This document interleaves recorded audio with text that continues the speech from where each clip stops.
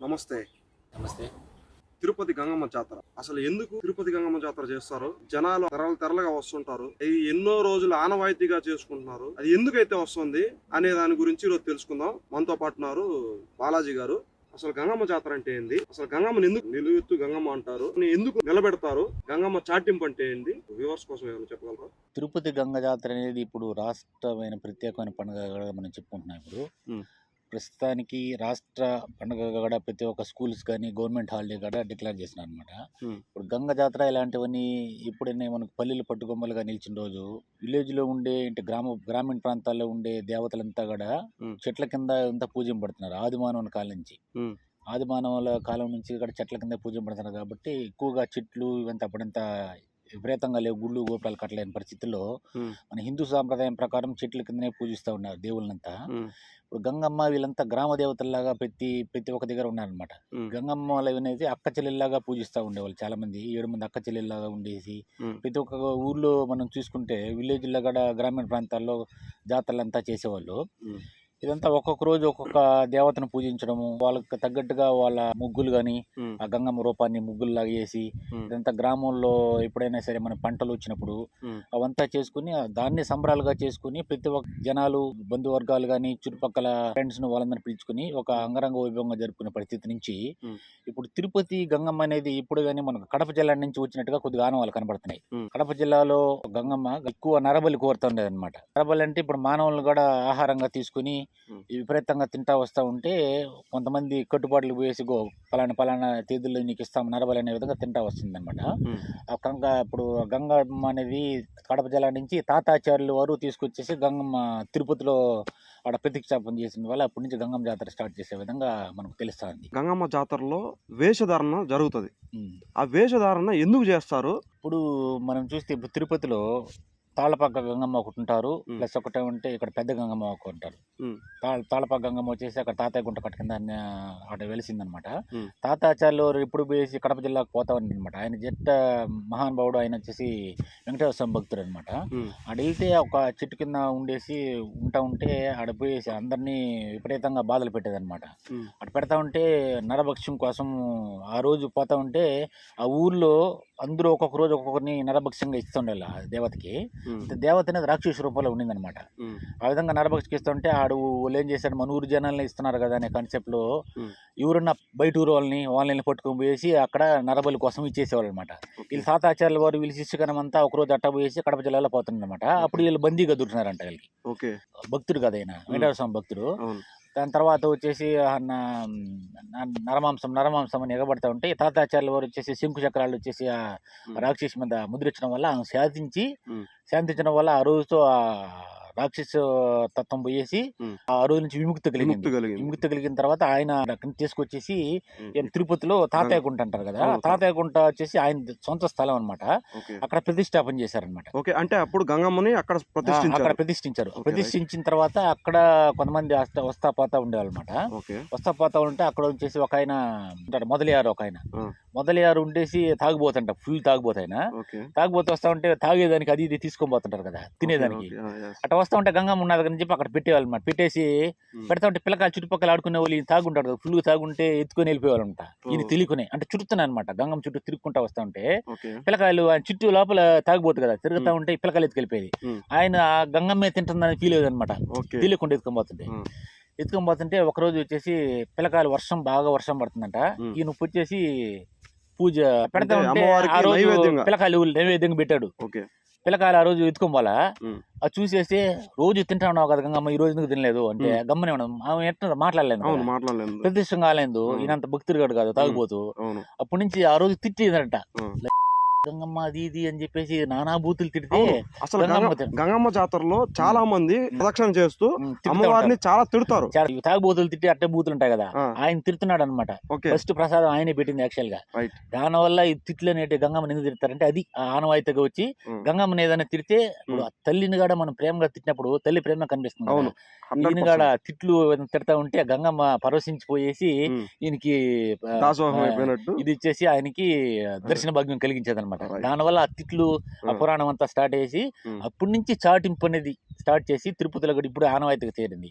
చాటింపు వేసేసి దాని తర్వాత వేషధారణలు అంటే ఒక్కొక్క రోజు ఒక్కొక్క వేషధారణల, తోటి వేషము, దాని తర్వాత పాలిగాళ్ళు వేషము, దాని తర్వాత వచ్చేసి కొన్ని వేషాలు, ఒక 10-16 వేషాలు ఉంటాయి అంటే వరుసగా. ఇప్పుడు ఆ గంగమ్మ జాతర జరిగే రోజులు 7 రోజులు అయితే ఎలా ఉంటాయో ఒక్కొక్క రూపం ఉంటుందా? ఒక్కొక్క రోజు ఒక్కొక్క రూపం ఉంటుంది, ఒక్కొక్క వేషం, ఒక్కొక్క వేషము, అమ్మవారి అలంకరణ కూడా అలానే ఉంటుందా? అమ్మవారి అలంకరణ మారుస్తూ ఉంటది.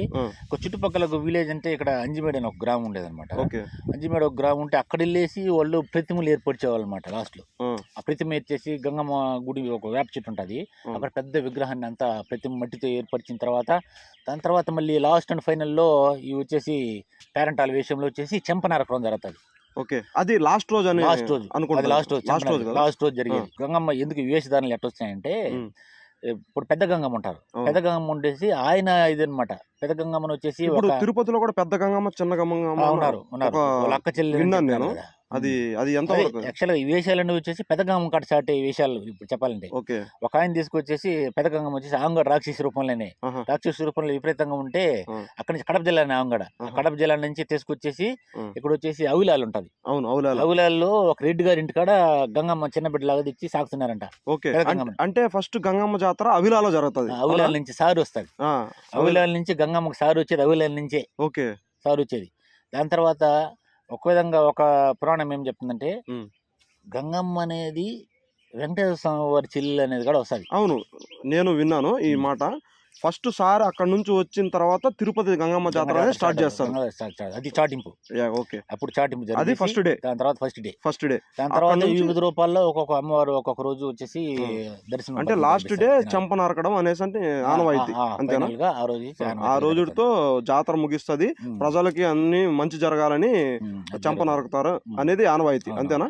ఇప్పుడు అది చూసినప్పుడు వివిధ కులాలకు ప్రతి ఒక్క వీళ్ళు ఉంటారు కదా, పనిచేసే వాళ్ళు, తోటోళ్ళు ఉంటారు, వీళ్ళంతా ఉండి ప్రతి ఒక్కరు కొమ్మరి వీళ్ళంతా వచ్చేసి వెయ్యి కనులు దొత్తి తిరిగి చూసేసి అట్లా చేస్తూ ఉంటారు అనమాట.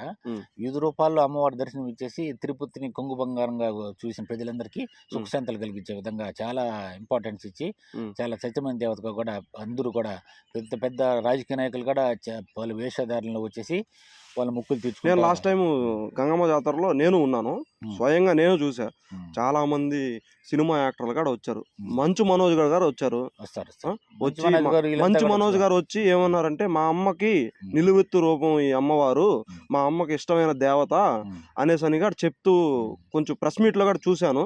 దాని తర్వాత తిరుపతి చాటింపులు అంటే ఆటోమేటిక్ జాతర అయిన తర్వాత కూడా చుట్టుపక్కల విలేజ్ లో కూడా మళ్ళీ జాతరలు జరుగుతా ఇవన్నీ చేసుకుంటా విపరీతంగా గంగ జాతర అనేది బ్రహ్మాండంగా చేసి ఆనవాయితీ కొనసాగుతున్నది. ఓకే, ఇప్పుడు ఆ గంగమ్మ జాతర రోజు కోళ్ళను బలిస్తారు, మేకలను బలిస్తారు. పరిసరాల్లో అంటే మున్సిపల్ కార్పొరేషన్ వాళ్ళు వీళ్ళు వర్కులు ఎలా జరుగుతున్నాయి ఈ మధ్య? ఇవన్నీ ఏర్పాట్లు ఇవన్నీ కానీ ఇప్పుడు ప్రతి ఒక్క నగరపాలక పరిస్థితులు కానీ ఇప్పుడు కార్పొరేషన్ అయిన తర్వాత కానీ ఇవంతా చూసుకుని వాళ్ళు కట్టుదిట్టమైన భద్రతలతో భక్తులకు కానీ లేకపోతే జరగాల్సిన కార్యక్రమాలు కానీ ఆటంకాలు కలగకుండా వాళ్ళ సేవా కార్యక్రమాలు ఎనలేని విధంగా వీళ్ళు పారిశుద్ధ్య కార్మికులు కానీ బ్రహ్మాండంగా చేసేసి అన్ని సక్సెస్ఫుల్ గా చేసే విధంగానే వాళ్ళు కృషి చేస్తారు. అసలు ఎప్పుడు లేని విధంగా ఈ మధ్య జరిగిందంట గంగమ్మ జాతర. అసలు అంత క్లీనింగ్ కూడా ఇప్పుడు కమిషనర్ గారు ఉన్నారు కదా, మౌర్య గారు, వాళ్ళు కూడా మంచిగా అక్కడే ఉండి, ఎంహెచ్ఓ గారు మున్సిపల్ హెల్త్ ఆఫీసర్ యో అన్వేషర్ అక్కడే ఉండి రేయి పొగులు లేకుండా ఉండి పనులు చేపించుకుంటూ వాళ్ళని శానిటైజర్ సెక్రటరీని వీళ్ళని అందరిని పెట్టుకొని పనులు చేపించుకుంటున్నారు. ఆ పనులు ఇంతకు ముందు ఎప్పుడూ చూడలేదు నేను, నాకు తెలిసి గంగమ్మ జాతరలో. మనం ఏంటంటే ఇప్పుడు గంగ జాతర అనేది తిరుపతి గంగ జాతర అనేది రాష్ట్ర పండుగ చెప్పేశారు. అవును, ఇంటర్నేషనల్ పండుగ. ఎందుకంటే ఈ సినిమాలో ఒక సీన్ యాడ్ చేసే కాడికి అది ఇంటర్నేషనల్ అయిపోయినట్టు నాకు అనిపిస్తుంది. యాక్చువల్గా ఎవరైనా సరే ఎటువంటి రాజకీయ నాయకులు కావచ్చు, మంచి వాళ్ళు కావచ్చు, చెడ్డ వాళ్ళు కావచ్చు, ప్రతి ఒక్కరు దేవతా ముక్కు తీర్చుకున్న తర్వాత వాళ్ళ కార్యక్రమాలు మొదలుపెట్టే విధంగా ఉంటది కదా. అట్ సేమ్ టైం మళ్ళీ తిరుపతి వచ్చి స్మార్ట్ సిటీగా రెడీ అయినది, తర్వాత కార్పొరేషన్ అయింది, ఒక హోదా వచ్చింది, ఈ పండగకి ఒక హోదా కల్పించారు. కల్పించిన తర్వాత మనం తిరుపతిని ఒక ప్రత్యేకమైన పండుగ, ఇది ముఖ్యమైన పండుగ గంగ జాతర. గంగమ్మ తిరుపతి గంగ జాతర అయితే చాలా ఫేమస్, ప్రపంచ ప్రత్యేకత అయిపోయింది. ఇప్పుడు చెప్పాలంటే కొన్ని సినిమాలు కావచ్చు, ఏదైనా కొన్ని స్టోరీస్ అంటే తెలియకపోవడం, పురాణంగా ఈ విధంగా తెలియజేయడం వల్ల విపరీతమైన ప్రచురణలు మీడియా బాగా డెవలప్ అయిన తర్వాత ఎలక్ట్రానిక్ మీడియా దీని తర్వాత ప్రపంచ దేశాలు ఎక్కడికైనా ఒక ప్రత్యేకత సంతరించుకునే విధంగా తిరుపతి గంగ జాతర అనేది నిలబడింది. అవును. సో అది ఇటువంటి తొండపు తండాలుగా చాలా గ్రామీణ ప్రాంతాల నుంచి కావచ్చు, ఎక్కడెక్కడి నుంచో బయట వెళ్ళేసి నగరాల్లో ఉండే ఉద్యోగస్తులు ఓలీలు తిరుపతికి రావడం చేరుకోవడం వల్ల చాలా కట్టుదిట్టంగా చేసి వాళ్ళు చేయాల్సిన కార్యక్రమాలన్నీ భద్రతతో ఏర్పాటు చేసుకుని జరగడం అనేది వాళ్ళ బాధ్యతగా వీలవుతున్నాం. ద సేమ్ టైం అంటే ఆ విధంగా జరగడం వల్ల చాలా సంతోషంగా ఉంటుంది. ఓకే. పాలుగాడు వేషధారణ ఎలా ఉండేది? అసలు ఎందుకు ఆ విధంగా పేరు వచ్చింది? పాలుగడ వేషం అనేది ఇప్పుడు వచ్చేసి మనము రామానుజాచార్యుల వారు నేను చెప్పినట్టుగా రామానుజాచార్యుల వారు పెద్ద గంగమ్మని కడప జిల్లా నుంచే ఆమె రాక్షస రూపంలో ఉంటే తీసుకొచ్చేసి ఇక్కడ అవిలాల్లో ఒక రెడ్డి గారి ఇంట్లో పెట్టారనమాట. ఓకే. రెడ్డి గారి ఇంట్లో పెడితే ఆమె ఒక చిన్న పాపలాగా ఉండేది. ఉమ్. ఆమె పెరిగి పెద్దగా వస్తూ ఉంటే పాలుగాడు అని ఒకడు ఉండేవాడు అనమాట. ఓకే. అంటే పాలుగాడు అంటే పాలిస్తూ ఉంటారు కదా, సామంతరాజులాగా ఒక పాలిస్తూ ఉండి ఊరిని చూసినా వాడు చూసి బలాత్కారం చేసేది, అమ్మాయిలు ఎవరిని ఉంటే వాళ్ళని బలాత్కారం చేసేసి వాళ్ళని చేసేవాళ్ళు అనమాట. ఇప్పుడు గంగమ్మ చిన్న అవతారం నుంచి నీట్గా వచ్చేసి అక్కడ స్నానం చేస్తున్నాడు బావి దగ్గర. ఇప్పుడు పూర్వకాలంలో బావులు ఉండేటివి, అక్కడ చేదుకుని స్నానం గీనం చేస్తూ ఉంటే ఈ పాలుగడ అట్ట ఎతకుతూ ఉండేసి వచ్చేసి ఆ అమ్మాయిని చెరపడతాడు. ఓకే. గంగమ్మని అంటే బాగా ఒక యవన రూపంలో ఉండే గంగమ్మని ఉమ్. చెరపట్టినప్పుడు ఆమె వచ్చేసి ఈ పాలుగడిని సంహరించడం కోసం అనేసి ఉమ్. ఈవిడ వేషం వేసుకొని వస్తాడనమాట. ఓకే. ఒక్కొక్క రకమైన వేషం వేసుకొని వచ్చి ఉమ్. దాని తర్వాత ఈ పాలుగడిని చంపిన దానికి దాని తర్వాత దొరవేషంలో ఉమ్. వచ్చేసి దొరపిస్తానని చెప్పి దొరవేషంలో వచ్చేసి పాలుగాడిని వచ్చేసి సంహరిస్తుంది అనమాట. అది ఆ పాలుగాడు స్టోరీ. ప్రత్యేకత ఓకే. అనే వేషంగా మనం భావిస్తాం. ఓకే. ఇప్పుడు అవిలాల నుంచి సార్ వస్తుంది ఉమ్. అంటే ఆ రెండు ఎవరు తీసుకొస్తారు? ఇప్పుడు అంటే ఈ అవలేల నుంచి వచ్చేసి మనం మామూలుగా చెప్పాలంటే ఈయన పెద్ద గంగమ్మని చేసుకొచ్చేసి అక్కడ పెడతారు కదా, ఓకే. ఒక రెడ్డి గారు సాగుతున్నారు, ఉమ్. దానివల్ల అక్కడ నుంచి సార్ తీసుకుని వస్తున్నారు అనమాట. ఓకే. దాని తర్వాత వచ్చేసి వెంకటేశ్వర స్వామి చెల్లి కదేమి, ఉమ్. దాని తర్వాత అది గంగా అవతారంలో ఉంటుందన్నమాట. ఓకే. గంగా అవతారంలో కంసుని సంహరించడానికి వెళ్తేప్పుడు ఉమ్. ఆ పక్కన ఈమె సతాయిస్తూ ఉంటుంది అనమాట. ఉమ్. వేరే విధంగా వచ్చేసి ఈ ఆ. మోహించడానికి. దాని ఓకే. తర్వాత ఆమెకు వచ్చేసి ఆ గంగమ్మ రూపం అట్ట ఈ అవతారంలో నీకు వరం ఇచ్చేసి వెంకటేశ్వర స్వామి నుంచి కూడా అక్కడ నుంచి తిరుమల నుంచి సారి తీసుకొచ్చేసి ఇక్కడ నడిపే విధంగా ఆనవాయితీగా ఏర్పాటు చేసుకున్నారు.